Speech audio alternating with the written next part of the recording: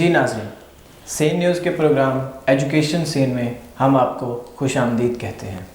میں آپ کا میزبان وقاص امین۔ پاکستان کے تعلیمی اداروں میں طرز تعلیم اور جدید دور کے تقاضے، ہم اپنے تعلیمی معیار کو کیسے بہتر بنا سکتے ہیں، ہمارے ساتھ اسٹوڈیو میں تشریف رکھتے ہیں احسان الحق بھٹا، جو کہ طالب علم ہیں گریجویشن کے، ایمرسن یونیورسٹی سے ان کا تعلق ہے۔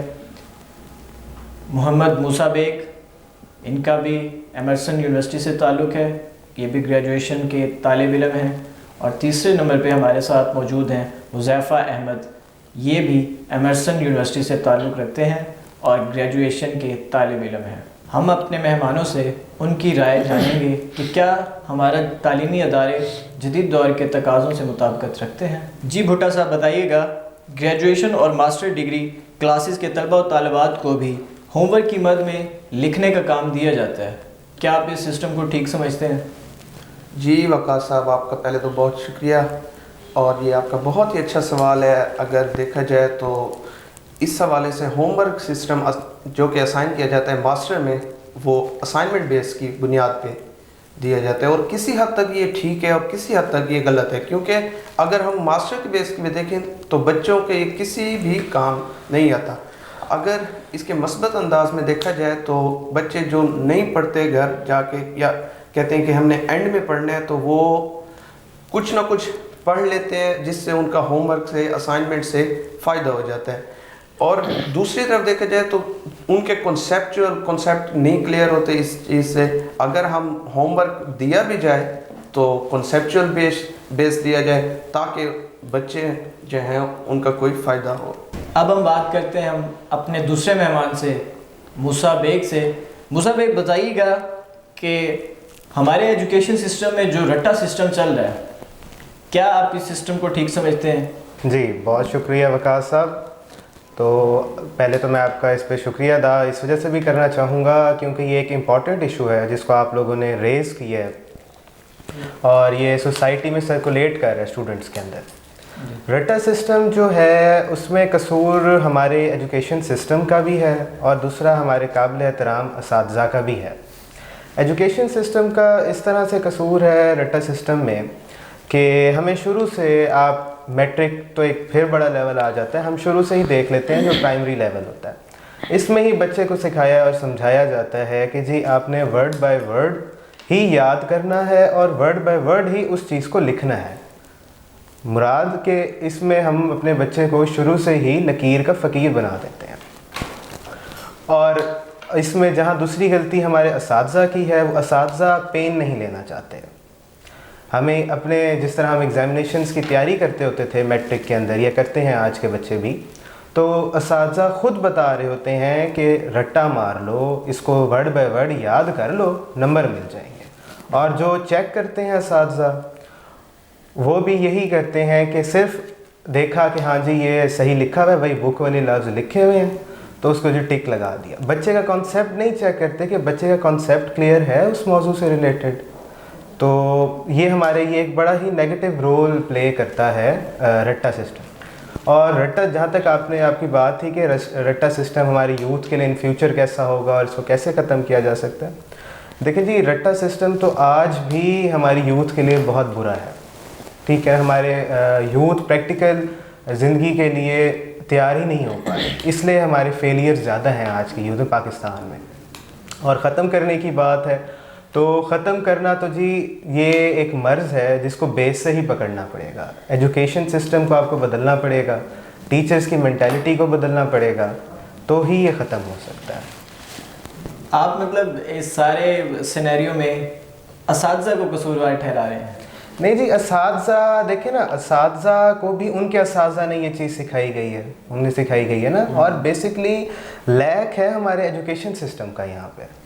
آپ باہر کی کمپیئر کر لیں ایجوکیشن سسٹم سے، ہم آج بھی ان سے پتہ نہیں کتنے سال پیچھے ہوں گے، اس لیے وہ ترقی یافتہ ملک ہے، کیونکہ ان کی گرپ ان کے ایجوکیشن سسٹم پہ اسٹرانگ ہے۔ بچے کو وہ لکیر کا فقیر نہیں بناتے، بچے کو پریکٹیکل لائف کے لیے پریپیئر کرتے ہوتے ہیں کہ وہ پریکٹیکل زندگی میں کامیاب ہو، اس سے کچھ سیکھ کے اس کی زندگی پہ وہ اثر پڑے۔ جی بہت شکریہ آپ کا، آپ نے بہت ہی اچھے اپنے اس بارے میں رائے دی ہے۔ اب ہم حذیفہ احمد کی طرف چلتے ہیں۔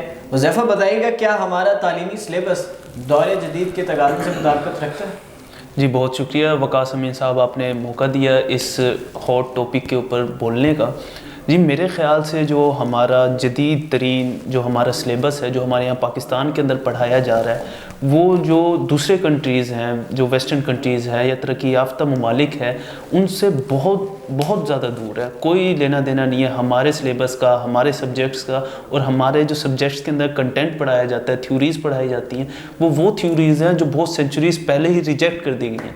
ہمیں سٹل وہ چیزیں پڑھائی جا رہی ہیں۔ آپ ایون یہ دیکھ لیں کہ آکسفورڈ یونیورسٹی کی 6 یا 5 کلاس کے بچوں کی بکس ہمیں یہاں ماسٹرز کے اندر پڑھائی جا رہی ہیں، ہمیں یہاں BS کے اندر پڑھائی جا رہی ہیں۔ تو آپ کیسے سمجھ سکتے ہیں کہ ہمارا تعلیمی نظام اور جو دوسری ڈیولپڈ کنٹریز ہے یا ڈیولپنگ کنٹریز ہیں ان سے کوئی مکس اینڈ میچ ہوتا ہے؟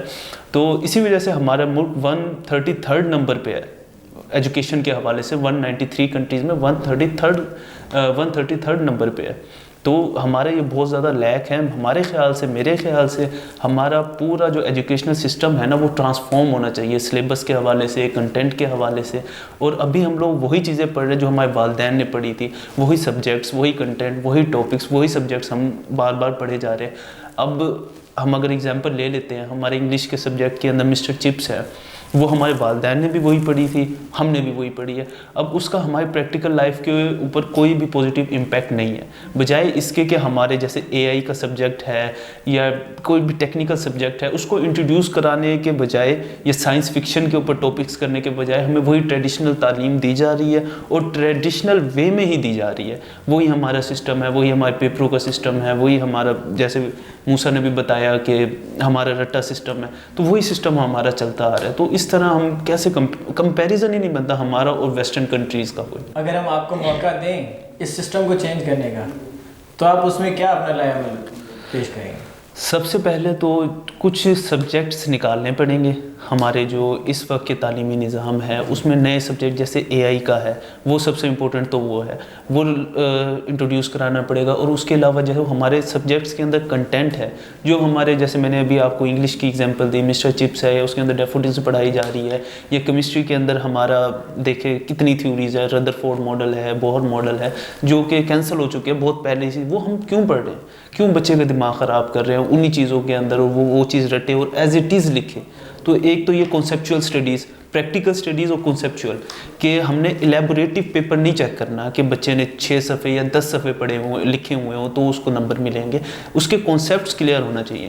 میتھ کے اندر بھی اب ہمارے بچوں کو کیا کیا جاتا ہے، 20 30 فارمولاز رٹوائے جاتے ہیں، جی ایکس پلس ایکس کا اسکوائر، یہ ایکس کا کیوب، یہ، اور ایٹ دا اینڈ وہ کوشچن تو سولو کر لیتا ہے لیکن وہ ڈرائیو نہیں کر پاتا کہ اس نے کوشچن سولو کیا کیا۔ وہ ایک اسٹیٹمنٹ نہیں لکھ سکتا کہ بھئی اگر یہ پرسنٹیج بڑھی ہے تو اس کا رزلٹ آیا، اس کا مطلب کہ یہ چیزیں یہ ہوگی۔ تو وہ صرف اور صرف آنسر رٹ لیتا ہے، آنسر کو کر لیتا ہے۔ آپ اگر یہی چیز او لیول کے اسٹوڈنٹس کو دیکھیں تو ان کے میتھس کے اندر کے بھی انہیں فارمولاز خود پرووائڈ کیے جاتے ہیں، انہوں نے صرف آنسر ڈرائیو کرنا ہوتا ہے، اسٹیٹمنٹ دینی ہوتی ہے۔ تو اس طرح کی کافی چیزیں جو ہم اپنے ایجوکیشنل سسٹم کو امپروو کرنے کے لیے انٹروڈیوس کرا سکتے ہیں۔ جی بہت شکریہ، آپ نے اپنے اس میں خیالات کا اظہار کیا۔ اب ہم موسیٰ بیگ سے سوال کرتے ہیں کہ یہ سیمیسٹر سسٹم کی آڑ میں جو طلبہ کو بلیک میلنگ کا نشانہ بنایا جاتا ہے طلبہ کو، تو آپ کیا سمجھتے ہیں کہ اس کو کیسے ختم کیا جا سکتا ہے؟ جی دیکھیں، سیمیسٹر سسٹم تو ایک بڑا اچھا ایڈیشن تھا ہمارے ایجوکیشن سسٹم میں، لیکن جو ہمارے قابل احترام اساتذہ ہیں، چند اساتذہ کہہ لیتے ہیں، ساروں کو انکلیوڈ نہیں کرنا چاہیے، چند جو اساتذہ ہیں انہوں نے اس کو ایک برا روپ دے دیا۔ آپ دیکھیں کہ بچے کچھ تو ہوتے ہیں جو اسی مقامی شہر کے ہوتے ہیں، کچھ آتے ہیں جو دور دراز علاقوں سے پڑھنے آئے ہوئے ہوتے ہیں، ٹھیک ہے۔ تو جو آج کل آپ دیکھ رہے ہیں، بلکہ ہم نے کچھ سنے بھی ہوئے ہیں باتیں، اور آئے روزمرہ کی یہ روٹین بن چکی ہے، کہیں یہ خاموشی سے ہو رہا ہے اور کہیں یہ آن ریکارڈ آ جاتا ہوتا ہے۔ چند ایسی بڑی ریپیوٹیڈ یونیورسٹیز ہیں جن کے یہ کیسز آئے ہیں کہ جی وہاں اساتذہ نے بلیک میل کیا ہے طالب علموں کو، طالب علموں میں مرد حضرات بھی اور خواتین بھی ہیں۔ تو ایک جو ہم کر سکتے ہیں اس تعلیمی نظام میں، ہم اس کو کیسے ختم کر سکتے ہیں بلیک میلنگ کو؟ ہاں، اس کو بلیک میلنگ جو یونیورسٹیز کے اندر ہے اس کو اس طریقے سے ختم کیا جا سکتا ہے کہ جو اساتذہ ہیں، جو اساتذہ آپ کو پڑھاتے ہیں، ٹھیک ہے، ان کے تھرو پیپرز نہ چیک ہوں، جو نمبرنگ سسٹم ہے وہی استاد نہ کریں، جس طرح میٹرک اور ایف ایس سی لیول تک ہوتا رہ گیا کہ بورڈ میں پیپرز آپ کو پتہ ہی نہیں ہوتا تھا کون سے استاد نے چیک کرنے اور وہ کہاں جائیں گے. تو یہ بہت بہترین ایک لائے عمل ہے جو کہ ہم لا سکتے ہیں سیمسٹر سسٹم میں، جس کی وجہ سے ہم اس طرح کے وقوعات سے بچ سکتے ہیں. جی بہت شکریہ. آپ کا مطلب کہنے کا مقصد یہ ہے کہ جو میٹرک تک جو اور ایف ایس سی تک جو مارکنگ ہوتی ہے وہ بہت ریلیکس ہوتی ہے، کہ اس میں بچے اتنا انہیں بلیک میلنگ کا سامنا نہیں کرنا پڑتا ہے اور یونیورسٹی میں آگے انہیں کرنا پڑتا ہے. جی بالکل بالکل. بہت شکریہ. جی ناظرین، آپ نے ہمارے مہمانوں سے ان کی رائے جانی کہ ہمارے تعلیمی نظام کو کیسے بہتر بنایا جا سکتا ہے اور کیسے اس میں مزید اس پہ کام کیا جا سکتا ہے، اور اس میں جو طلبہ کو مشکلات درپیش آتی ہیں ان کو کیسے ختم کیا جا سکتا ہے. اسی کے ساتھ نیکسٹ پروگرام کے لیے ہم آپ سے اجازت چاہتے ہیں. پاکستان زندہ باد.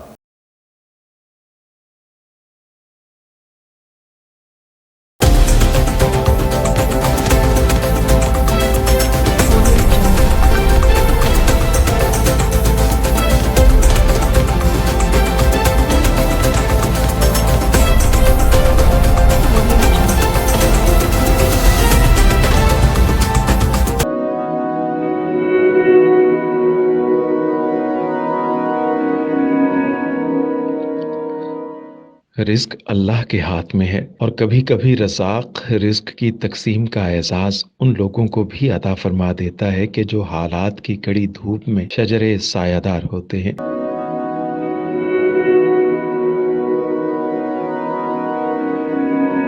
ملتان میں سلطان فاؤنڈیشن کی جانب سے مختلف مقامات پر سینکڑوں افراد کے لیے سلطان دسترخوان سجایا جاتا ہے.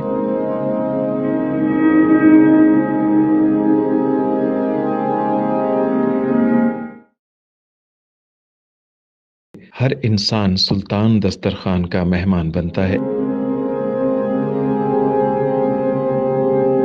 بلا شبہ سلطان فاؤنڈیشن انسانیت کا قابل فخر سرمایہ ہے، اور بھلے ہی ایسے ادارے ہوں یا افراد، وہ غربت و افلاس کے سلگتے صحرا میں احساس کی چھتریاں بنتے ہیں.